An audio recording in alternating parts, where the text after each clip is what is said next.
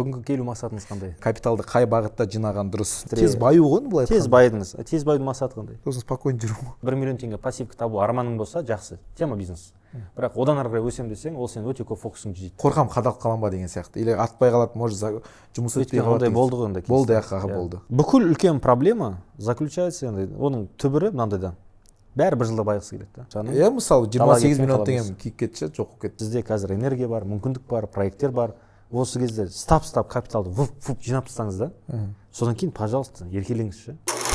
Ассалаумағалейкум, құрметті оқырман. Бүгін сіздер Ислам Бөрхан каналында, YouTube каналында қош келдіңіздер. Бүгін бізде бірінші рет ешқашан болмаған эксперименталды форматтағы қаржылай, может быть, кішігірім енді бір капиталдық разбор болады.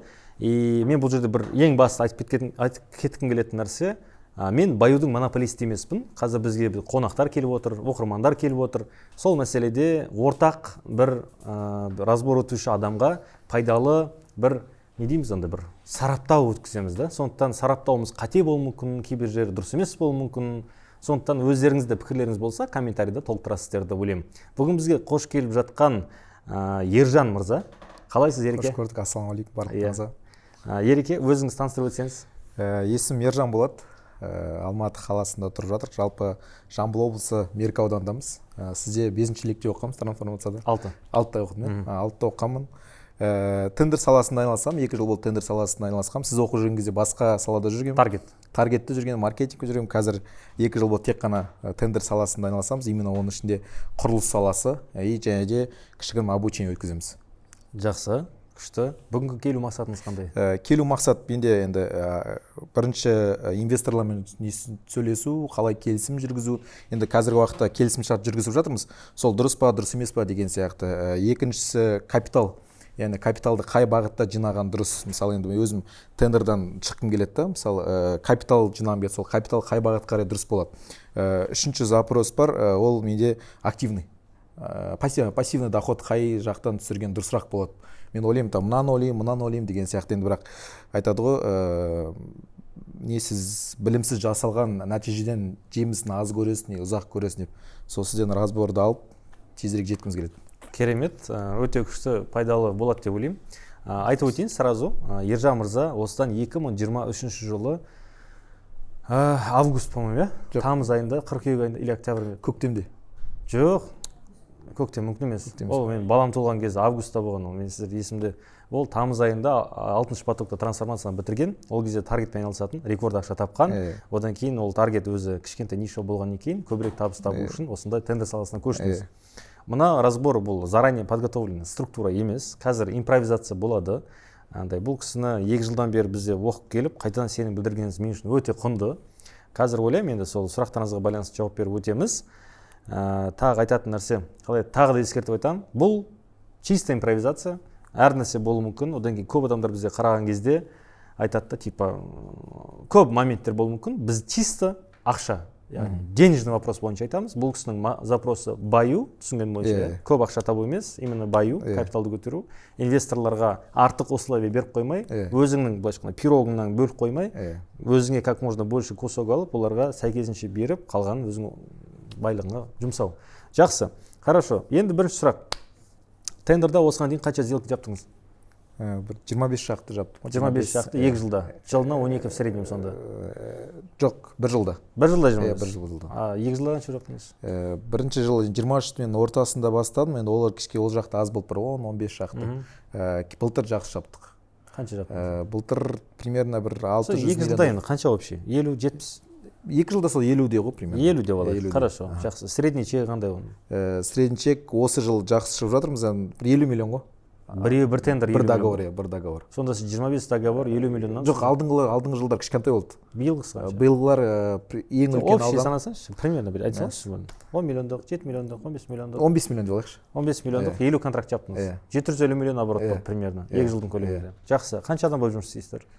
Көмекшім бар, мен бар и строительдер ғой былай айтқанда. Строительдер ауысып тұрады. Сіз жұмыс саласыз ғой, получается? Мен жұмыс аламын тек. Хорошо, жақсы. Строительдер, подрядный команда ауысып отыра береді. Ауысып отыра береді. Юрлицо сізде бір команда компания. Ол юрлицода учредитель қанша? Учредитель өзім ғана тек. Өзіңіз ғана. Тошка. Лицензиясы бар керек. Лицензия бар керек. Жақсы, хорошо. Бір, получается, тендер 15 миллион теңге в среднем болса, қандай сізге қалады тазасы? енді налог төлегеннен кейін алар ақысын төлегеннен минимально 30%-дан төмен кіргіміз келмейді. 30% маржа болса біз кіреміз. Или 30% маржамен үстіне қосып береміз болды. Так, давайте былай түсіндірейік. Маржа деген нәрсе бөлек, таза пайда деген нәрсе бөлек. Есть маржа, это валовая прибыль. Таза пайда, это операционная прибыль. Екеуі екі түрлі нәрсе. Сіздегі маржа 30% болса, операционная прибыль одан төмен болады. Сіздің енді мен қызық, операционная прибыль қанша? 20%. 20%. Хорошо, өте жақсы. 750 миллионнан 20% болатын болса, онда 150 миллион қалу керек қой. Годовой, 2 жылда. Примерно қалды ма? Қалды. Қайда олар? Үй алдым бір. Қанша теңге? 55 миллиондай болды. Қай қаладан? Алматы қаласынан. Хорошо, неше бөлме? 2 бөлме. Не мақсатпен алдыңыз? Сол капитал жинау ғой. Әдемі ғой, не мақсатпен алдыңыз? Тұра берсін енді ақша ауаға кетіп қалмайды деген сияқты ғой. Потому что мен өзім андай қорықтым да, ертең тендерға дальше сала берсем, ертең минус кетіп қалсам, не ақша жоқ, не абырой жоқ, сонымен қалады, лучше қалсын тек қана инвестордың ақшасымен ары қарай дальше жұмыс жасай беремін деген сияқты. Өте жақсы. Үй сатып алдыңыз, это примерно двушка. Двушка. Қанша квадрат? 60 квадрат. 60 квадрат, жақсы. Ол үйде тұрасыз ба, тұрмайсыз ба? Қазір тұрып жатырмын. Ремонт жасап кірдіңіз ба? Ремонт жасадым. Хорошо. Ол үйде кім тұрады? Мен, әйелім. Жақсы, хорошо. Тағы не бар? Машина бар. Қандай көлік? 222 болды. Оны неге строительға ауыстырып жүрдім, бартырғып. Классический тема бар. Ауыстырып жүрдім тема. Сосын қазір Santa Fe бар, құны 10 миллион тұрады. Болды. Басқа жоқ. Басқа еш нәрсе. Наличка бар шығар енді? Наличка бар, 12 миллион бар. 12 миллион теңге. Жақсы, хорошо. Давайте. Енді менде примерно картинка бар. Қарызыңыз бар ма? Бар. Қанша теңге? 27 миллион бар. 27 миллион теңге. Кімге қарызсыз, немесе қандай мекемеге қарызсыз? Енді қарыз болғанда, білмеймін, ол саналады салмайды. Осы проектілер алдық, соған салып жатырмын ғой. Біреудің ақшасы болып? Біреудің ақшасы, енді қарыз болып саналады. Жұмыс бітіргеннен кейін? Жұмыс бітіргеннен кейін үстіне өзінің пайдадан ақшасын қайтарып беремін ғой, сол ақшасын бірге. Бірақ енді мойында қарыз болып тұр. Жақсы, түсінемін. Енді сұрақ жаңа не сұрап едім? Бір ойымда бір нәрсе бар еді. Қарыз енді. Қанша ақшаңыз дебиторкада жатыр? Яғни берешек сізге қанша ақша келу керек? Маған ба? Иә. Енді мен білуімше тендерда всегда дебиторкада ақша жатады. Кейбір организациялар төлей алмайды, или төлегісі келмейді. Жоқ, маған дәл қазір мекемелер қарыздар жоқ. Жоқ па? Ешқандай жоқ. Жоқ, исполнение жасалып жатыр. Әлі уақыт келген жоқ ол ақшаны алатындай.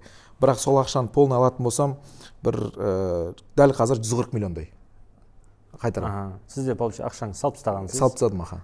Олар жүріп жатыр, әлі де саласыз. Әлі де саламын. Сөйтіп олардың жұмысын біткеннен кейін мемлекет сізден қабылдайды, акт выполненных работпен өткізгеннен кейін олар сіздерге 140 миллион теңге транш төлеу керек. Оның үшін НДС төлейсіз, одан кейін жұмысшылар субподрядқа беретін бар, инвестордың ақшасы бар, оның интересі бар, командаңыздың ақысы бар, өзіңіздің жүріс-тұрысыңыз бар деген сияқты.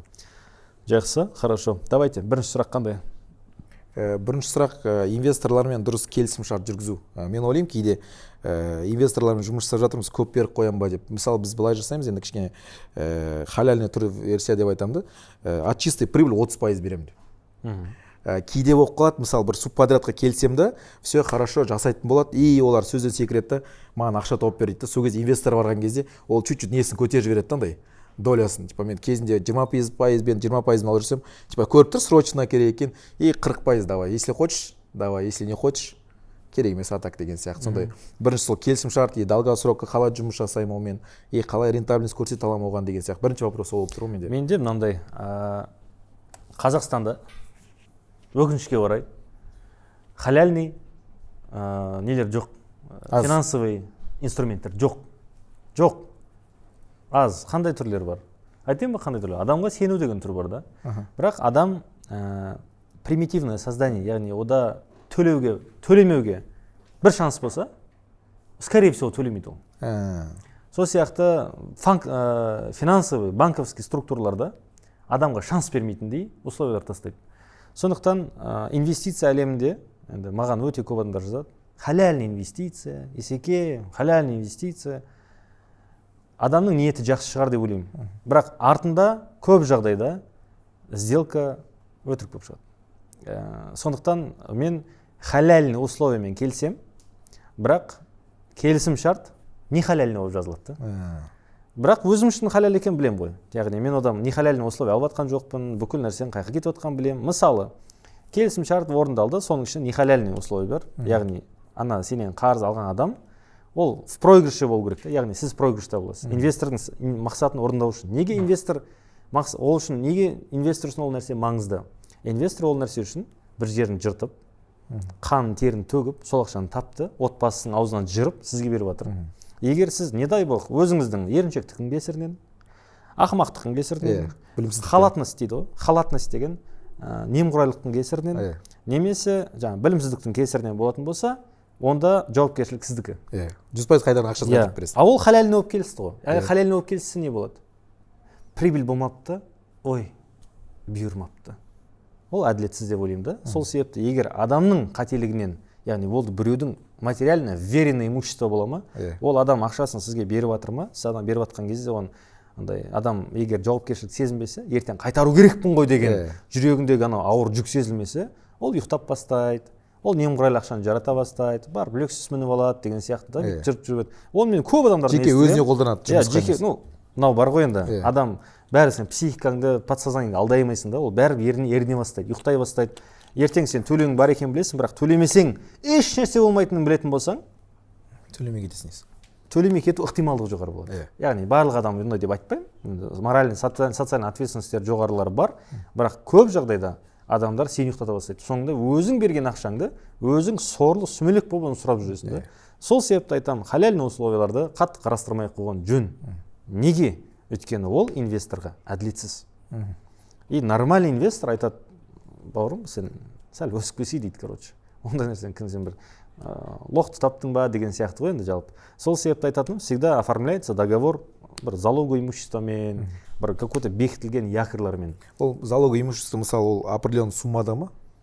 Енді мысалы, осынша уақытқа дейін. Негізі бүкіл нәрсе вопрос исходит от доверия, яғни инвестор қаншалықты сізге сенеді, егер реально мықты сеніміңіз тартып тұрса, ол договорды жазбайды, мәде бере салады. Бірақ оған жету үшін сіз өзіңіздің кім екеніңізді, ситуацияңызды көрсететін болсаңыз, ол адам соған сәйкесінше сенеді. Егер сіз танымайтын болса, өзіңіздің жұмыс барысыңызды көрсетпесеңіз, этикалық өзіңіздің бір принциптеріңізді көрмесе, басқа да бір өзіңіздің жұмыстың тыс әлемінде қаншалықты сіздің адам екеніңізді білмесе, конечно, осындай залог немесе. Залог деген ол просто риск азайтушы фактор. Договор риск азайтушы фактор. Нотариальный договор риск азайтушы фактор. Сіздің юридический компанияңыздың лицензиясын, обороттарын, налоговый отчислениесін көру, ол риск азайтушы фактор. И солар рисктер азайтып келеді, минимальный риск болатын болса, конечно, ол залогсыз да беруі мүмкін. Типа, если компания настолько платежеспособна, и оның обороттары, оның беріп жатқан суммасынан намного көп болса, какой-то гарантийный письмо аласылады да, нехтан нотариальный договор жасалады, и на этом все, на этом можно закрепить, без залогов да. Ал егерде дымы жоқ, адамның тас, былайша айтқанда, тас кедей дейміз ба, қалай сондай болып тұрып, үлкен ақша сұрайтын болса, ол өте үлкен риск. Ертең адам қайтыс болып кетсе, не дай боқ, ол банкрот болып кетсе, адам әйелмен ажырасып кетсе, аварияға түсіп больницаға жатып қалатын болса, не знаю, там бір жақыны қайтыс болып, ол адам бір депрессияға кіріп кетсе, или оның ана заказчигі, мысалы, какой-то бір комитет болып еді, комитет потом расформировали, этого не стало комитета, короче, юрлицо жоқ енді. Не істейміз ал? Сен ақшаң просто күйіп кетеді. Ол Қытайдың заказ береді, Қытайдағы завод өшіп қалса, жолда келетқан карго сен товарың жоғалтып алса, риск көп қой. Сол риск көп, соның алдын алушы факторлар ретінде нормальный инвестор тексеріп қарайтын болса, ол өзі айтады, маған залог керек дейді, немесе залог керек емес дейді. Сол сияқты біз бәріміз білеміз, мысалға біз продажа әлемінде жұмыс жасаймыз ғой, біз сатамыз дүниелерді, таргет жүргіземіз и так далее.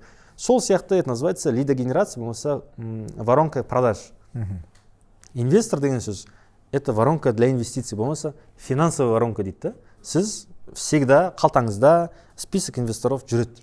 Олармен периодично шай ішесіз, бильярд ойнайсыз, қыдыруға барасыз, бір жерде көріп қалсаңыз, там кофе ішесіз, не айтамыз да, өзіңіздің shows attraction дейді, болмаса өзің жүріп жатқан жолыңды всегда сен сайрап жүру керексің ғой. Былтыр 25 контракт, средний сумма 15 миллион еді, қазіргі 50 контракт, средний сумма 50 миллион ұрып жатыр. Деп, мысалға, өзіңіздің жағдайыңызды, әл-ауқатыңызды, жұмыс жасап жатқан эффективность, яғни тиімділігіңізді постоянно рекламировать етіп жүресіз. Сол кезде өзі кеп айтады сізге, еш былай болса, келсең маған айтсай дейді. Айтып қой деп өзі айтады. Болды, аға деп қоясыз да, или там кіші болса, болды, типа брат деп қоясыз да, болды. Бірақ керек кезінде нормальный ақша керек кезде ізделінбейді. Нормальный ақша заранее ізделінеді. Кім ақшаны срочно деп айтады ғой, братан, бір срочно ақша керек болып тұр, 40% берем.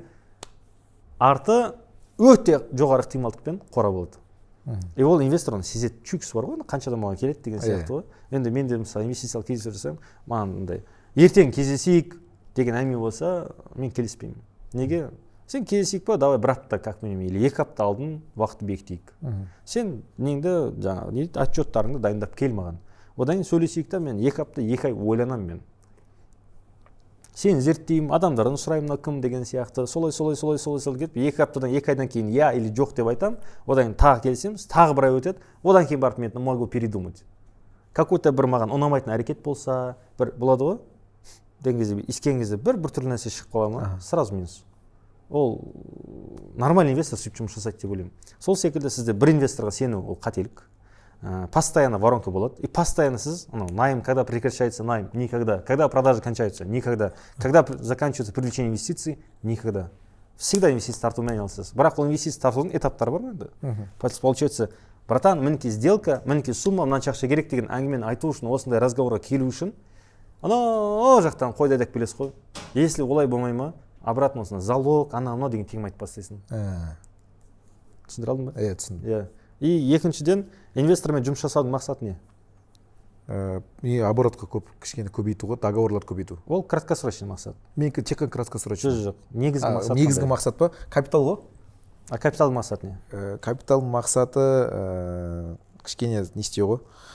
Свободно жүру ғой. Мен қазір жұмыс дейсің, капиталым болса кішкене пассивный доход болса спокойно кішкене. Хорошо, сұрақ аудитория. Инвестормен жұмыс жасаудың мақсаты қандай?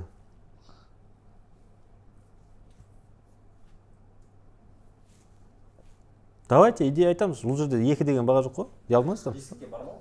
Рискке. Өзің риск алмайсың, то есть получается. Ақша жағынан кетпейсің деген сияқты. Не, бәрібір ғой енді біз айтып отырып ақша жағынан бәрібір кетесіз ғой. Масштаб, типа расти быстрее. Хорошо. Вы выросли в оборотах быстрее. Тез баю ғой былай айтқанда. Тез байдыңыз. Тез байдың мақсаты қандай? Тез байдың мақсаты сосын спокойно жүру. Инвесторға бармау, да? Инвесторға бармау. Инвестормен жұмыс жасаудың мақсаты инвестормен жұмыс жасамау, да? Инвестор өзін жасауға қарай, өзін инвестор. Өзің инвестор болу. Өзін инвестор болу. Мысалы, сіз қазір отырсыз, какой-то разборда, ақша төлеп, мен инвестормен қалай келісу керек деп ше. Өзіңіздің ақшаңыз болса, бұл басыңа дырмайды ғой сен. Типа, инвестиция жасамай ақ та өзің енді жасап болсын, бір пассивный доход болсын, өмір сүре бересің. Енді мен өте көп мысалдар білем. Олар былай жасайды. Инвестормен келіседі, допустим, 30 миллион теңге алады. Инвестор үстіне 10 миллион теңге көреді, годовой, например, да. Сөйтеді да, жаңағыдай 30 миллион теңгесін айналдырады. Сөйтіп, допустим, үстінен тағы 30 миллион табады. Ол 2 партнер. 2 партнерға 30 миллион үстінен тапты, оның 10 миллион теңге инвесторға беру керек, остается 20. 2 адам 10 миллион бөліп алады да, оны 1 жыл бойы жаратып жүреді да. 1 жыл бітеді, инвесторың 30 миллион қайтып береді, үстінен 10 миллион теңгесін қайтарып береді. Сөйтіп не істейді?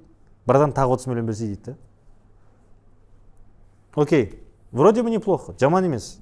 Бірақ хреново, да? Неге? Қайтадан сен нольға келдің. Қайтадан былтырғы положение қайтып келдің. Сол қайта не істеу керек? Хотя бы 10 миллион қалдыру керек та. Хотя былай айтқанда, мен былай ойлаймын. Сол 30 миллион теңге мен инвестор 10 миллион теңгеге байыса, сен как минимум 15 миллионға баю керексің. По капиталу. Иначе смысла нету, сен инвестор байытып отырсың деген сөз. Тегін құлсың. Сондықтан өзіңіз қатты баю керексіз. Ол бір. Екіншіден, инвестиция заранее сделенеді. Үшіншіден, финансовый бюджетирование – это все. Например, айтайық. Сіз инвесторға айттыңыз, мен жұмысты 6 айда бітірем. 6 айда бітіргеннен кейін акт выполненных работ тапсырамын. Одан кейін ол 1 айдың ішінде төлейді. Значит, 7 айда расчет жасаймыз. 7 айға примерно мынанша теңге үстінен ол пайда көресіз деп айттыңыз. Төлемей қалсайшы. Заказчик па? 2 ай кешіктірсейші. Заказчик па? Иә, заказчик. Енді қараңыз, бұл жерде егер де мен тарапынан кінә болатын болса, онда мен инвестор қайтадан алған сумамды қайтап беремін. А егер де ол заказчик төлемесе, форс-мажор ситуацияға түсіндіремін, ол осы төлеуді керек.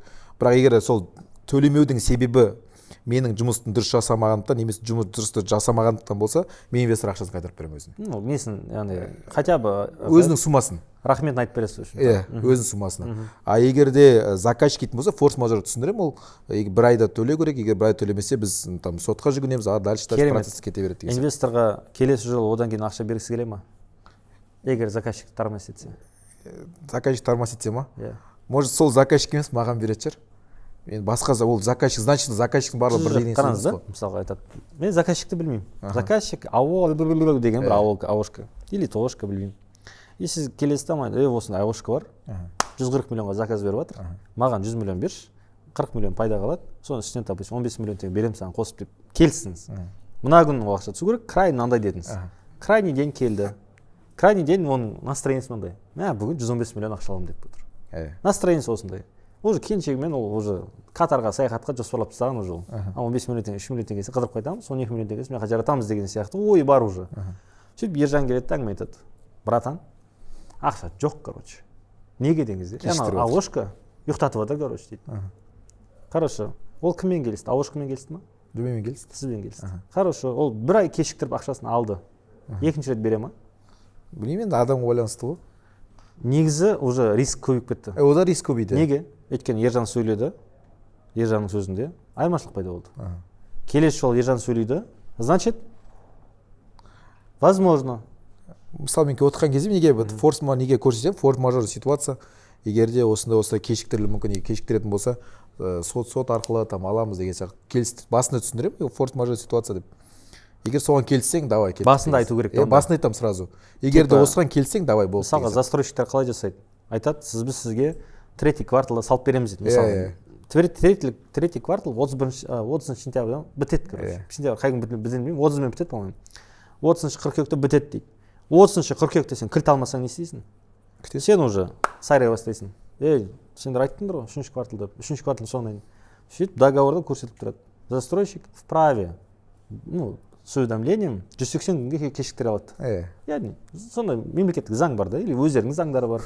Айтады, 3-ші квартал дедім ба, енді келесі жылдың 1-ші кварталдан күтесің енді дейді, в общем. И ол заранее договорлар жазылады. Сен форс-мажор деген сен. 180-нен артып кетсе, яғни 180 күннен кешігін асып кететін болса, онда хайвайдың көкесі басталады. Типа сен уже неустойка төлеу керек боласың, уже пеня кетеді, болмаса уже сен судебное разбирательство кете бастайды, мошенничество, подозрение кете бастайды, хищение, туда соң әңгіме кете бастайды. Долгострой деген сияқты. Сол себепті келісімдерде өте сақ болу керек и басында заранее айтылу керек. Мен 50 шақты тендер жаптым, соның ішінде 12-сі кешігіп төледі. Или осыншада қадалдым деп. Осынша қадалдым, иә. Мына сделканы мынандай рисктермен көріп тұрмын. Бірақ оның рисктерін былай жеңілсек болады. Немесе там каргоның рискі бар, оны, допустим, белый заказ берейік, там материалдарды деген сияқты. Жұмысшылар бар, олардың давай қымбат болса да, бірақ юрлицомен жұмыс жасайық. Олар аналармен жұмыс жасаймын, олар 30%-ға қымбат алады. Базар жоқ, біз маржадан ұтыламыз, бірақ надежность болады. Яғни олар секіріп кетпейді, біз переплата жасамаймыз. Аналармен жұмыс жасайық, возможно, арзан болады, но бірақ екі есе қымбат шығып кетуі мүмкін. Поэтому давай гарантированно 30% қымбат жасап, более ықтималдық жоқ болса жасайық деген сияқты рисктардың алдын алу факторларын көбейтіп, заранее келіскен дұрыс болады деп ойлаймын. Негізі мен былай жасайын да, аламын ғой тендер. Мысалы, қазір соңғы алғаным 36 миллион қалдым, осы қазір жасап жатырық, бастадық. Мен алдында оны 23 миллионға біреуге субподрядқа бердім. Бірақ субподрядқа берген кезде ол айтты, мен ақшам жоқ, маған 10 миллион теңге бер, мен қалғанын өзім салам, типа 10 миллион жетпейді деп. Окей, хорошо, 10 миллион теңге келістік. Сол кезде инвесторын алдым 10 миллионды. Сізге жаздым, есіңізде болса, бір рет жаздым. Сол кезде инвестор, сіз келесі жол бос емес ақша барады деген сияқты. И сосын бар мен 10 миллион деген алдым да, сол кезде кім инвесторға түсіндірдім да. Содан кейін не болды? Алдын инвесторын. И алдында оған бердім, сол кезде мен түсіндірдім да оған. Міне біздегі ықтималдылық типа субподрядтың не істеп кетуі. Секіріп кетуі, қадап кетсе, қадап кетті болды. Атак бізде басқа риск жоқ, материал біз алмаймыз, анам біз алмаймыз деген сияқты. Түсіндірдім, типа ол субподряд тексер, типа субподряд несін көрсетіп полный. Данный юридический отчеттарын жасаған бұрын АВР-лар, ол тоже тендерщик да. Сөйттік, доверие нормально, и все, сөйтіп алдын алып түсіндіремші полный бәрін. И как нормально болды ма? Риск біреу ғана деп көрсетемін, типа субподряд лақтыру болды деп. Лақтырмады. Жоқ, уже бітіп қалды, жұмыс аз қалды. Бітіп қалды. Сделка бітіп жатыр. Тағы да енді 16 миллионға үстіне не алып бардым, доп соглашение там. Жақсы. Жұмыс көбеюіне байланысты. Хорошо. Келесі сұрақ. Келесі сұрақ не? Ақшаны қаяққа салу керек? Мысалы түсет қаяққа, мысалы үй алған дұрыс па, немесе басқа, мен андай қаламаймыншы, дальше тендерға салып, дальше айналдырғанды. Лучше басқа жаққа салу. Қорқасыз ғой. Қорқам, қадалып қалам ба деген сияқты. Или атпай қалады, может жұмыс өтпей қалады. Ондай болды ғой онда. Болды, болды. И қаншама еңбекпен термен келетін ақшаны. Мысалы 28 миллион теңгем күйіп кетті, жоқ кетті. Изерский профессия. Типа кезінде су тас жолға тас төсегенбіз ғой, су шайып кетті, су алды ғой нені.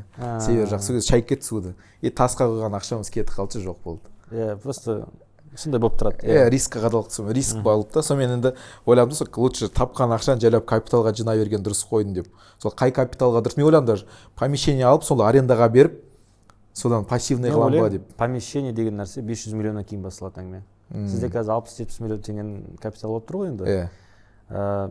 Енді видите, баюдың монополист емеспін. Қалай баю керек? Тек былай деген нәрсе жоқ. Әркім өзі байыды. Мысалға біреу өте қатты рисковый жолмен байыды, біреу риск аз жолмен байыды. Өзім менің стратегиям мынандай. Кемінде 200 мың доллар ақша, енді 100 миллион теңге біздің ол твердый активта болу керек.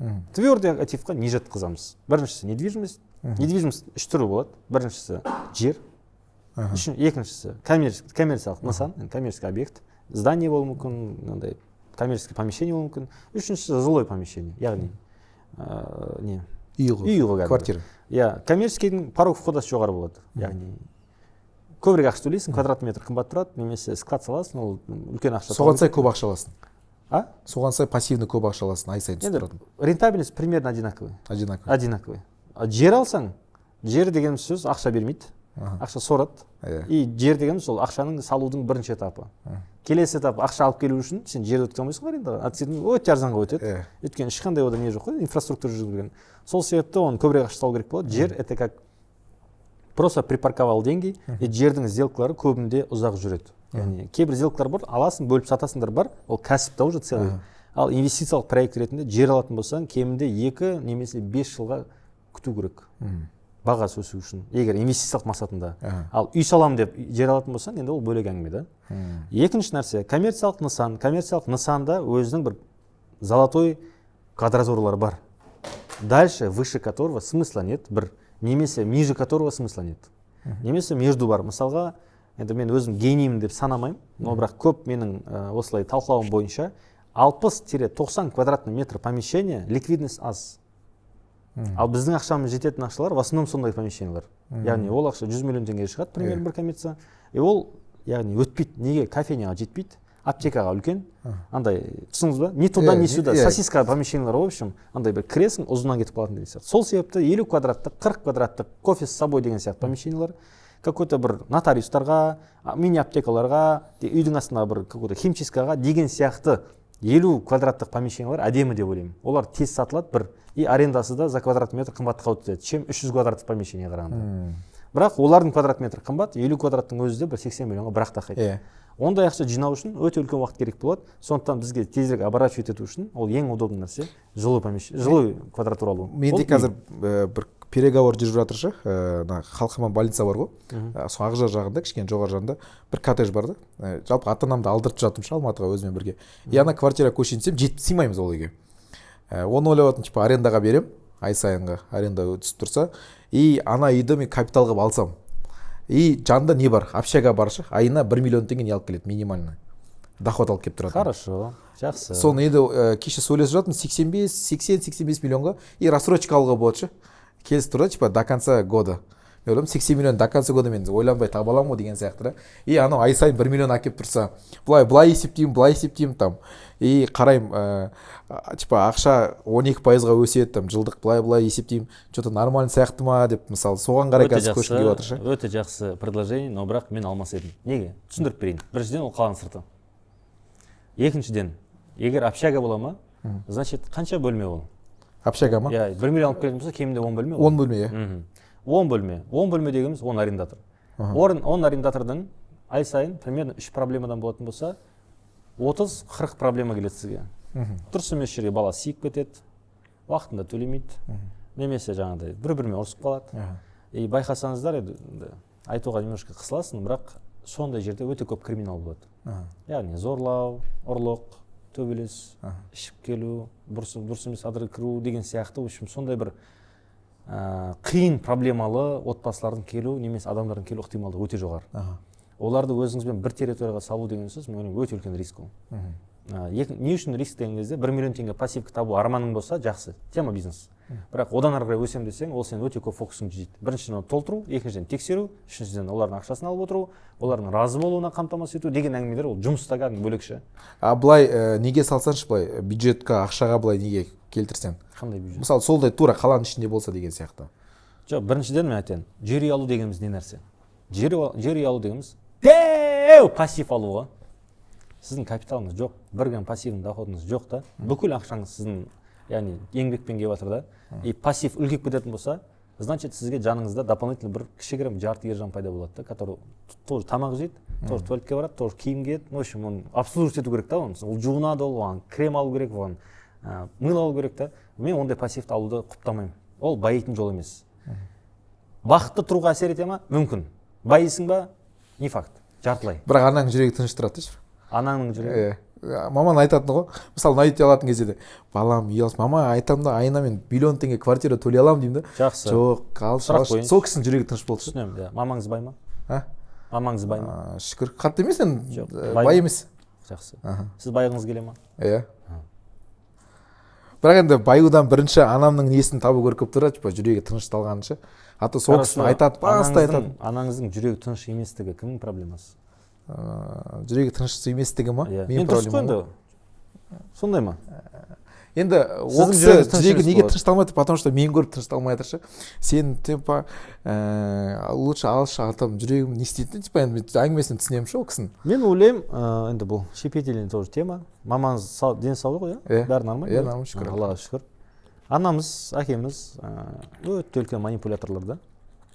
Өзінің страхтарын сізге навешивать етеді да. Сөйтіп өзінің қалауларын, яғни подсознательный қалауларын сіздің ақшаңызбен жүзеге асырады. Енді ол кісіні ол жаман ниетпен жасамайды, бірақ оны бессознательно жасайды, яғни өзі түсінбейді оны істеп жатқанын.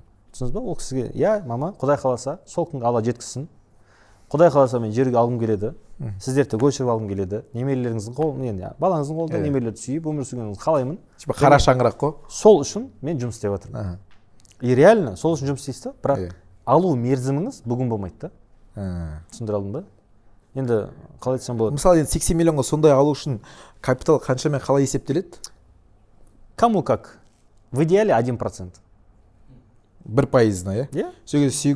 8 миллиард болған кезде, 8 миллиард болған кезде, в идеале да ол, бірақ біз идеальный емеспіз ғой. Мен былай айтамын, кемінде если 50% дүниең, 50% ақшаң, бөлек, яғни оборотта саған пайда, яғни ол ержан сияқты жұмыс істеу. Мысалы, азында ержан тұрады ұйқыдан, иә? Не істейді ержан?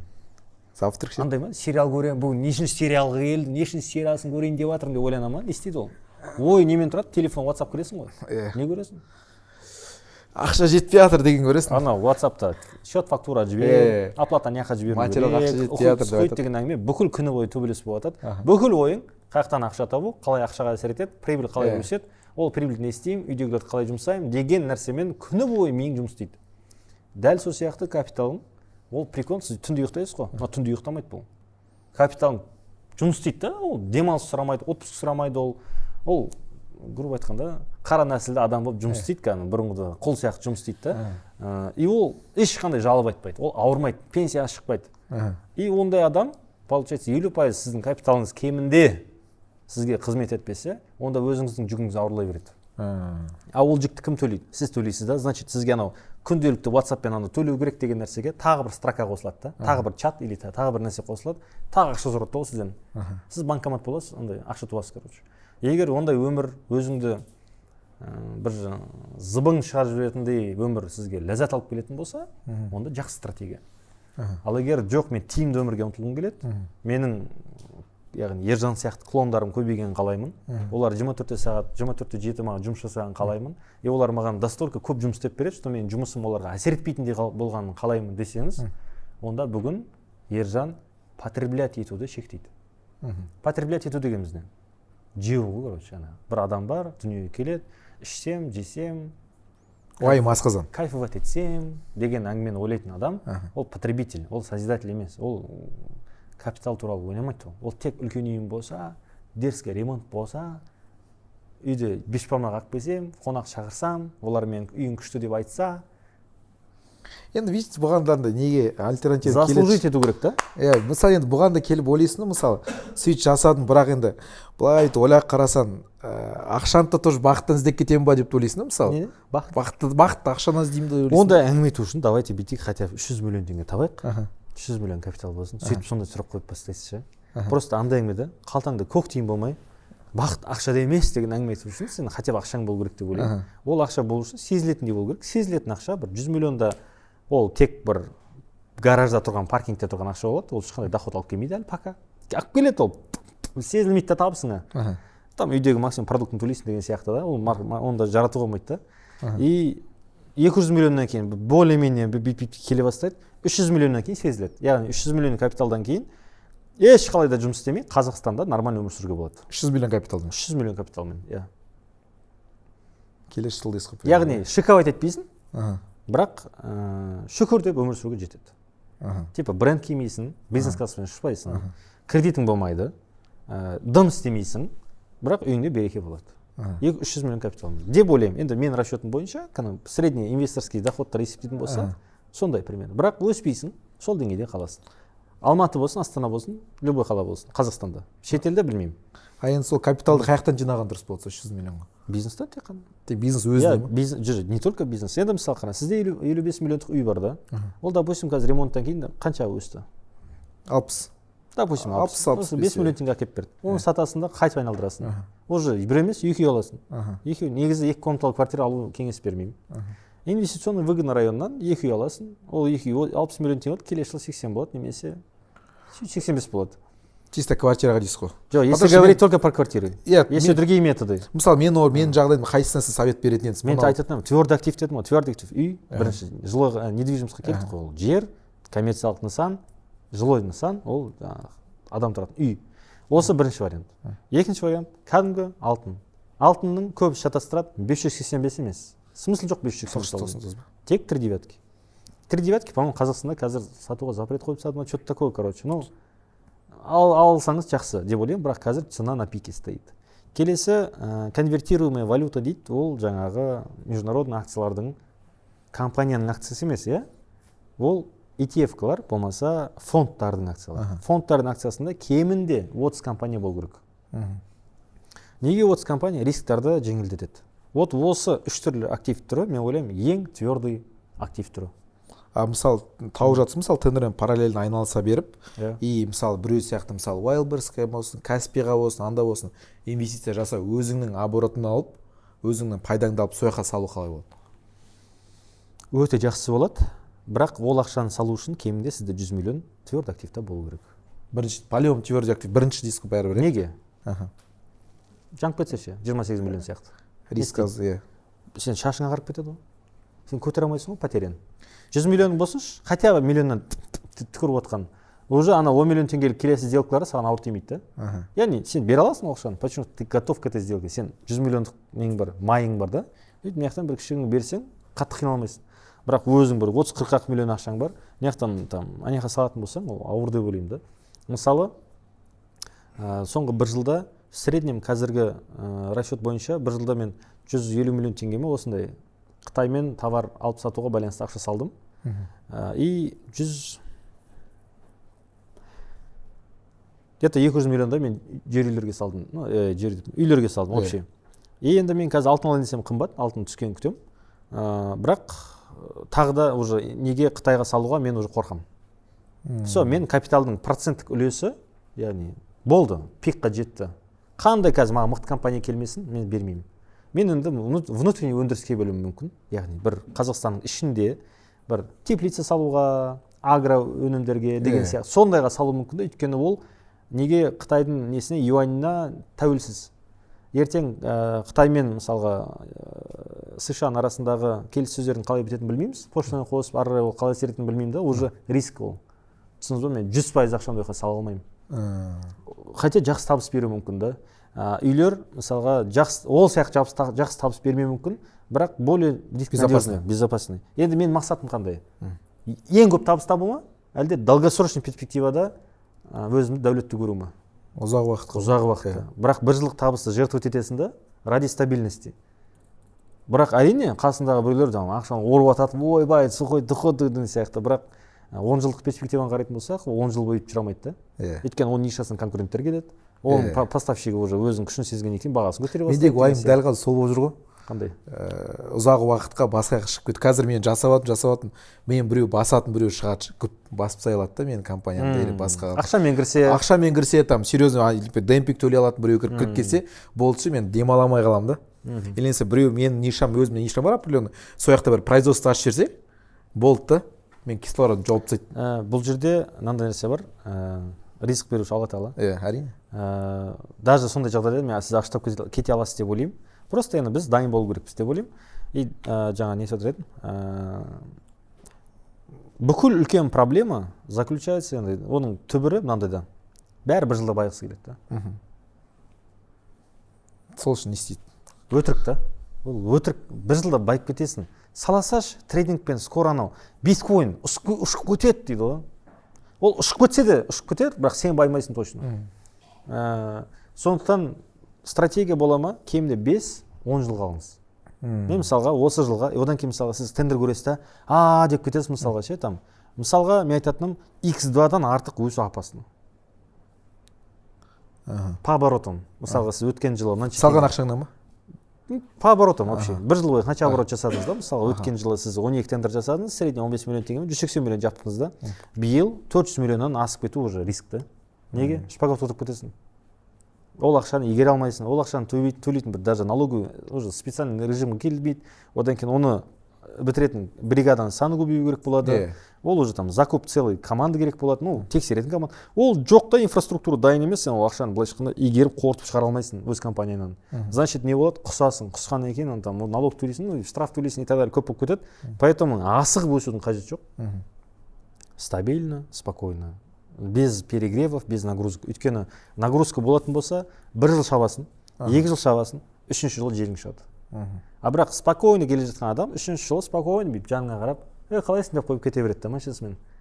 Ана трассадағыдай ғой, мысалы, трасса 110 деп қояды, біреу тұрады, өзінше 180 айырып, 6000 оборотпен ұрады, не дай бог аварияға түседі, и бар бір жерде мотор жапсады, содан кейін анау 110-мен кетіп спокойно там жел шығып или там түтіні шығып жатқан кезде жанына өтіп кете береді да. И сондағысы ана адам жүретін жол 1000 километр еді, или там 1500 километр еді.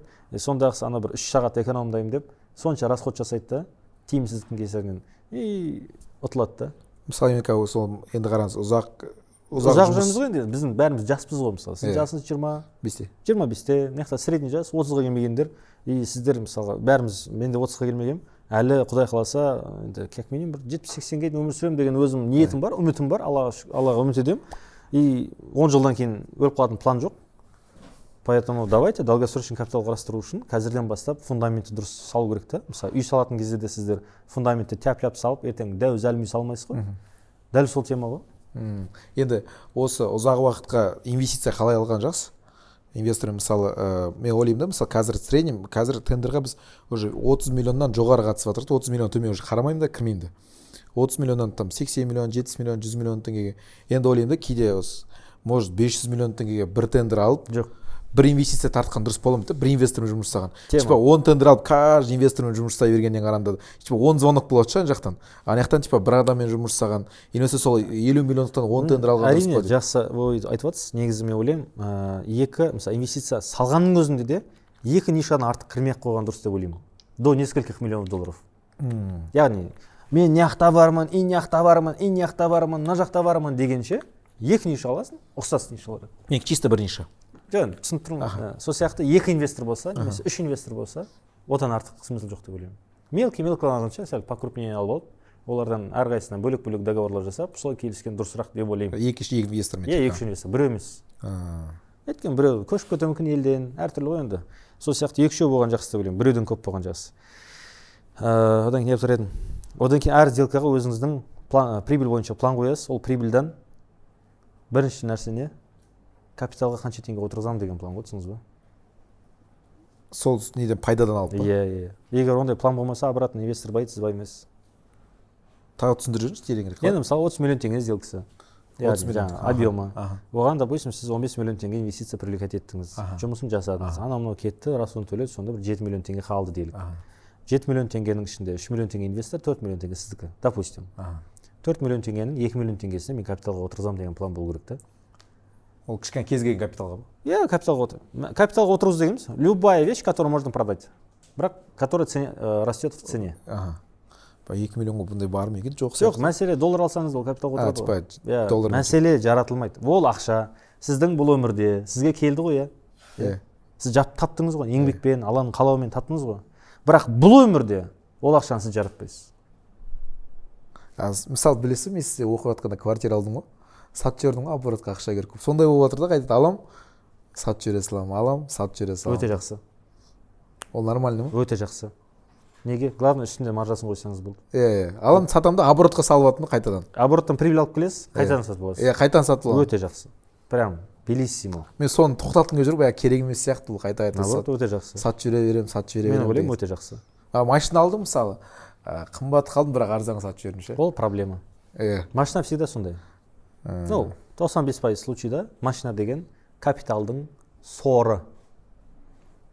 Қанша 3-4 миллион теңге айши минус кетіп қаласың, еще Ол дополнительный 4 миллион расход. сіздің есептеуіңіз бойынша. Мен есептейтін болсам больше. Типа расходтарын анау енді басқа там Упущенный прибыль да есептемесек, да, больше. уже көп болып кетейін деп тұршы, сосын барып соны ойланып. Обратно ескертіп айтайық, инвестиция деген нәрсе бұл всегда риск.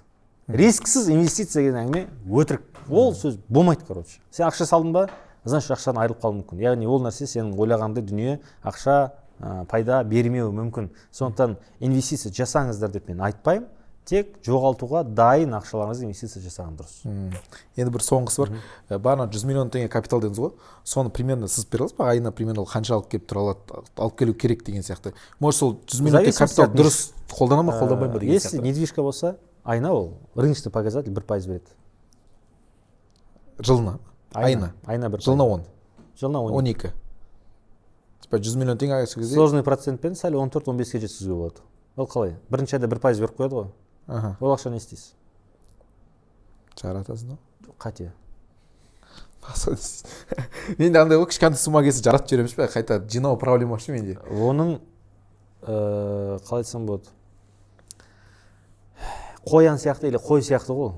Төл туды ғой анау. Яғни туады ғой не? Қой, иә? Көктемде төл дейді, не? Акот болады, акот. Төл дейді. Төл дегеннен кейін не істейміз? Сіз қозын жеп қоясыз ғой, түсіңіз ба? Не істеу керек қозыны? Қарау керек, сүтін беру керек. Андай бөлек оның тапталып қалмайтындай жағдайын жасау керек та, өсіру керек та, оны да не қылу керек андай. Қалай? Қой қылу керек та, оны да туғызу керек ше. Егер оны туғызбайтын болсаң, онда сен отарың көбеймейді. Отарың көбеймесе, сол бір отармен қақып қоясың, или ол шөге бастайды. Сол нені ше, квартираны рассрочкаға алу? Мен мысалы қазір көп рассрочка шығып жатыр ғой. Мен құптамаймын рассрочка деген теманы. Неге? Нормально сатылып жатқан квартира ешкім сізге рассрочка сатпайды. Компаниялар бермей ма? Ол өтпей жатқан квартиралар береді. Өтіп жатқан квартираларға бермейді. Бермей ма? Айтады, таңдаңыз дейді ғой, көрсетеді осыны. Ол өтпей жатқан объект, значит. Яғни, может, беріп жатқан шығар, мен білмеймін. Мен сізге айтайын, рассрочка алатын болсаңыз, ол мынандай ғой, қараңыз. Что такое инвестиция? Инвестиция ақшаны арендаға беру болды. Енді застройщик ол өзінің ақшасына салып, сізге арзанға сатады деп ойлайсыз ба? Өзінің ақшасы айналып жатыр ол компанияда, мысалға да. Ол айтады, сен менің ақшам айналып жатырмын, мен айналдырған ақшаны мен саған үй салып беретін болсам, онда сен будь добр, қымбат төле дейді. Ал егер де сенің ақшаңа салып беретін болсам, онда менің ақшам айналмайды, бірақ мен тек қана жұмысым кіреді. Поэтому жұмысымның интересін аламын да, ақшаның интересін өзің ал дейді. Типа рассрочка алсаң 750 мың квадраты, былай алсаң 700 мың теңге деген сияқты да. 700 мың, одан кейін тұрасыз да. Что-то скидкаларың не очень екен деп кетіп қаласың еще.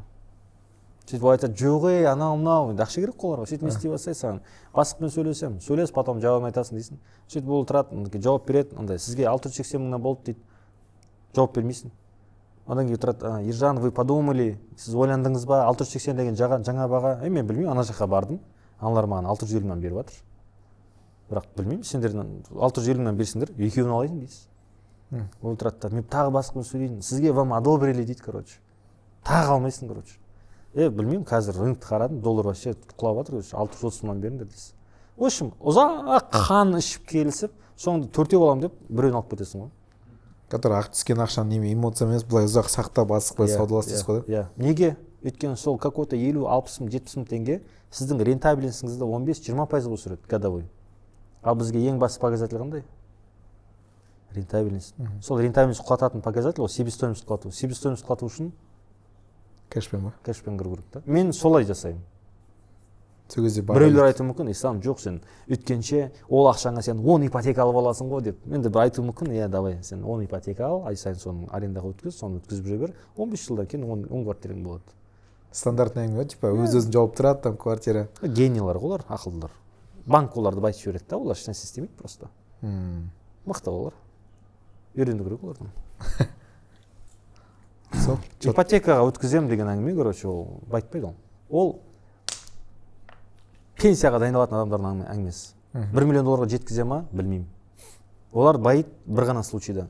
Недвижимостьтің бағасы случайно ұшып кетеді ғой былай, андай.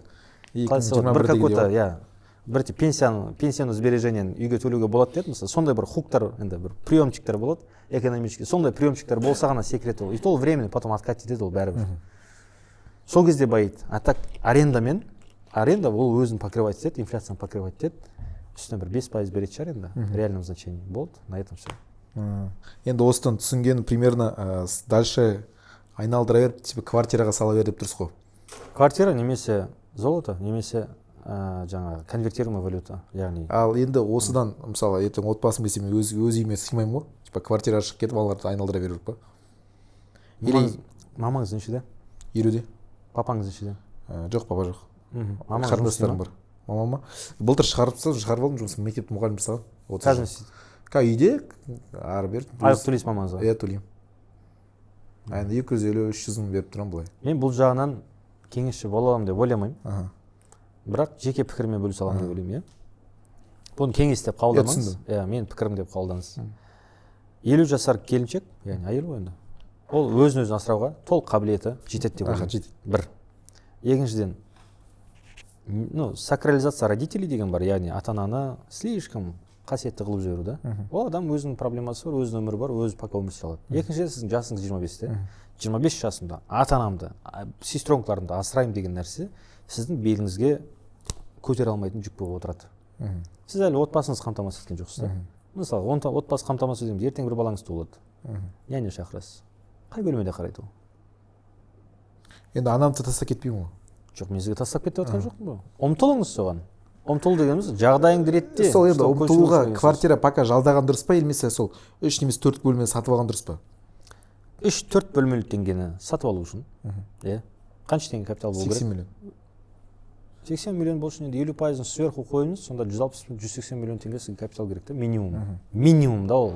Прям бет тақалған кезде. Енді мен пікірім ол. А так 80 миллион теңге үйім бар деп сөйтіп сол тұрып жатқан үй капиталға саналма деген ғой. Иә, әрине саналады. Саналады. Жоқ, капиталға саналады. Жоқ, мен айттым ғой, 100% капитал болады. 50%-ды грубо айтқанда көтіңе басуға болады да. Ол бірақ үлгілі емес та. Ол порог, яғни түсіндіңіз ба? 50%-дан асып кете ма, сен что-то не так делаешь деген сөз. Кейбіреулер қалай жасайды? Үйін кредитке алып алған, машинасын кредитке алып алған, біреулерге қарыз болып жүреді да. Бірақ үйім бар, машинам бар деп бүйтіп жүреді да. Айналайын, сен 100% капиталыңның 200%-ын, яғни қалай десе болады? Өзің капитал 100% болса, ол 150%-ға отырып алған ғой, түсіндіңіз ба? Иемденіп алған 150%-ды. Рассрочка кредит ануларымен деген сияқты да. Ал мен айтып жатқаным, сіздің бүкіл тотальный дүниеңіздің 50%-ына ғана өмір сүріңіз. Ол порог, ол яғни максимум, ойбай, мен тойымсыз өмірімде ақша жетпей жатыр деген кезде 50%-на мүмкін өмір сүре аласың. 50% миллион алсын типа бір 200 миллион теңге не болу керек қой. 200 миллион, 120 миллион айналып ату керек ана жақта. Айналып ату керек, бөлек 80 миллион тұру керек запас. Иә, үйде сол. Иә, сол капитал болып тұрады. Иә. Мен сіздің ниетіңізді құрметтеймін. Ол өте жақсы ниет деп ойлаймын. Ата-анаңызға қамқорлық көрсету, сыйластық көрсету, бірақ не в жертву. Неге не в жертву? Ертең сіздің жасыңыз 50 келеді ғой. Иншалла. Иә, мысалы. Сол кезінде мамамды асыраған мен, сендер мені асыраңдар деген әңгіме айтпас үшін да, түсіңіз ба? Неге? Өйткені сізде қазір энергия бар, мүмкіндік бар, проекттер бар. Осы кезде стап капиталды вуп жинап тастаңыз да. Содан кейін, пожалуйста, еркелеңізші. Мынаны істегенге батыр, аны мама жүрсе Карловарға апарайын мен сені деп, пожалуйста, жарасады. Қазір қарасаңыз, қарауыңыздың өзі шектеулі, и так далее. Прям бір мұқтажылық жоқ қой енді, ойбай, оларды көшіп алып керек, сіз тастап баратқан жоқсыз оларды. Сіз бөлек кеттіңіз, сіз бөлек адамсыз. Бұл өмірде жолыңыз дара, әйеліңіздікі де жол дара, екеуіңіздің жолыңыз пока қалауымен бірігіп отыр деген сияқты да. Сондықтан ана бір жастардың өз әл-ауқатынан ерте немесе өз әл-ауқатынан тыс нормада әке-шешесінің жауапкершілігін көтеру деген нәрсемен қатты қолдамаймын. Әке-шеше өз жауапкершілігін өзі көтеру керек, көтере алмайтын болса шыдамдылық таныту керек. Яғни балам сол үшін қызмет етсе керемет болады. Қызмет етпесе, Алла жолын берсін дейді да, болады. Қалған өз өмір сүруін қамтамасыз ету керек деп ойлаймын. Және олар өмір сүру үшін Алла Тағала бас берді, қабілет берді, сана берді. Пожалуйста, ойлансын деп ойлаймын. А так өздері олар енді неше түрлі адам бар, ағасы болуы мүмкін, дядясы болуы мүмкін, прикидываются дурачком. Біз енді білмейміз ғой енді. Сен білесің ғой енді сен білгеннен кейін сен істейсің соны. Түсіндіңіз ба? Не болды? Жауапкершілікті алды да іліп жібере салды. Дядясының баласы болуы мүмкін. Анау біз бала бар еді ғой. Грантқа түсіру керек еді соны. Бір нәрсе қылшы сен. Жауапкершілікті баласынан алды, өзінің баласынан жауапкершілікті алды да. Какой-то врачқа іліп жібере салды да. Осы нәрсені мен қатты құптамаймын, түсінбеймін. Әркім өзінің жауапкершілігін өзі көтеру керек. Ай сайын өзіне пайдадан беріп тұрсыз ғой. Бере алғаныңызша. Неше пайыз береді деп біреулер айтып тұр ғой. Айтады ғой там 15% немесе біреулер. Кім береді, кім айтады оны? Көп қазір тоже айтып жүр, инвестиция сияқты не істейтіндер. Ата-анаға 10% беріп тұр, таза табыс деген сияқты. Мен ата-анама былай ондай фиксированный суммада бермеймін. Мен өзімнің внутренний бір принциптерім бар. Өздері жасай алатын нәрсе болса, өздері жасау керек деп ойлаймын. Екінші, денсаулық вопросы болса, какой-то отбасының болады ғой бір стратегиялық маңызды нәрселер болса, көмектесуге тырысам. Іні қарындастарыма какой-то бір өздерінің қалауларына көмектесуге тырысам. Бірақ там үй алып беру, машина алып беру дегенге менің әлі әл-ауқатым жетеді деп ойламаймын. Ол ущерб болады деген сөз.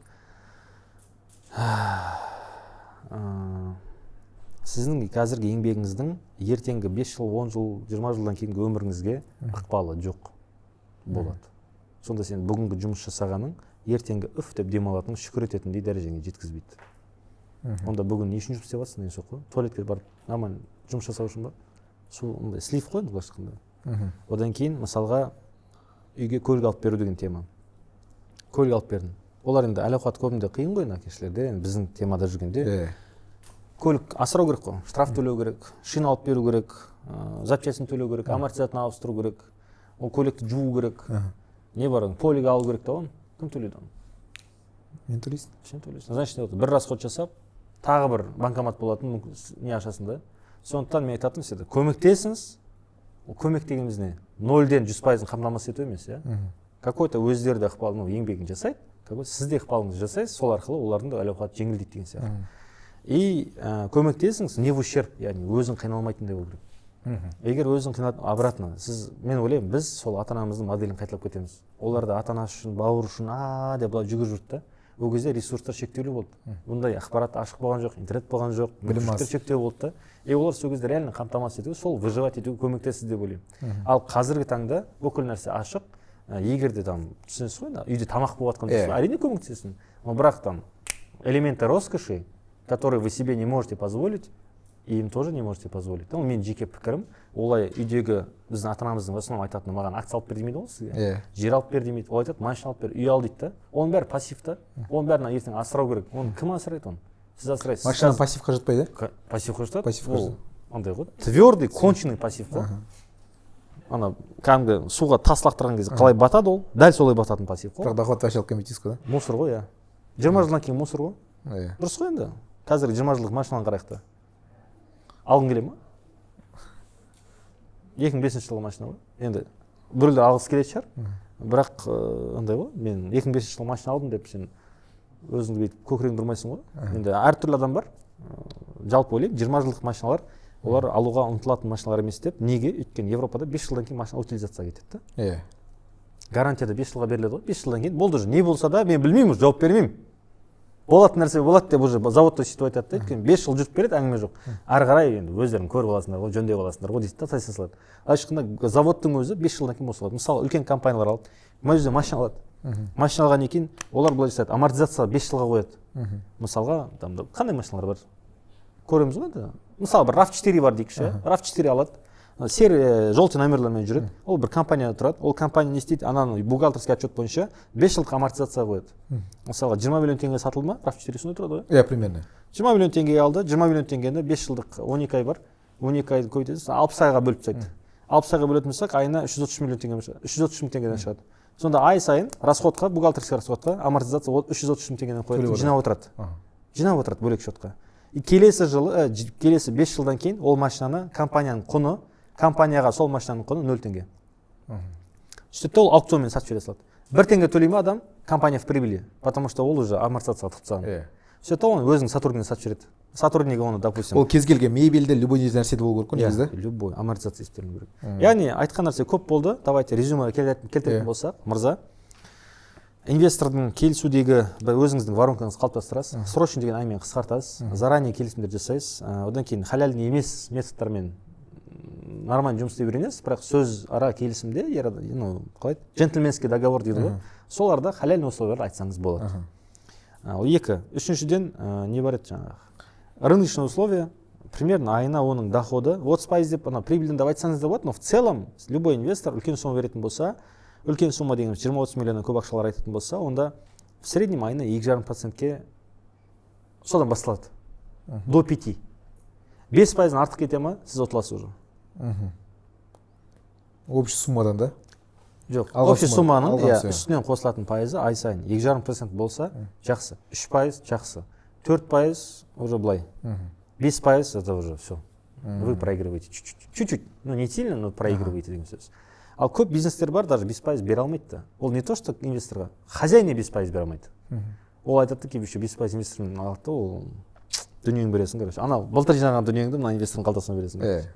Ондайды қателікке бармаймыз. Ол үшін не істейміз? 100 мың теңге тұратын финансовый консультанттарға бара саламыз. Әр проектке можно отдельно посчитать. Там, закладывать на каждую прочие расходы, там какие-то непредвиденные расходы деген сияқты бәрсен қосып, менің маржам мынанша, соның мынаншасын теңге сізге бере аламын. Ол дегенім сізде айына мынанша пайыз түседі деп көндірсеңіз айтсаңыз да болады. Сол кезде инвесторға понятно болады. Мен мынанша теңге ақша саламын, ай сайын примерно мынаншадан қосылады да, 4 айдан кейін мен мынанша теңге алады екенмін деген. А көбісі айтады, бізде бизнес андай, ол бизнес қызық емес оны сіздің.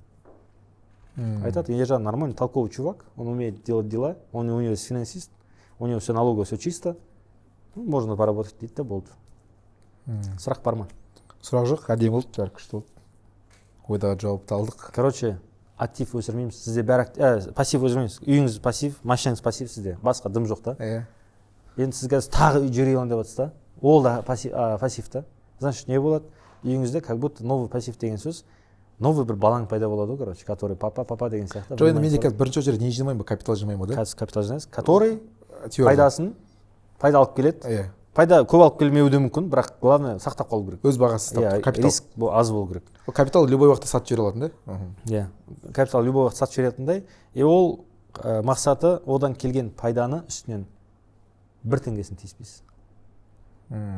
До 100 миллионов. После 100 миллионов 10%-ын жарата аласыз. Үстінен инвестицион доходтың, мысалы 10 миллион салдыңыз, ол сізге 3 миллион берді ма, 3 миллионның 10% 300 мың теңге ма, парық қой, патология ол. Алып келген пайдадан 10% да? Общийдан емес, пайдадан 10%. Сол 10%-ды можно потратить, мен былай айтамын, на кайфы.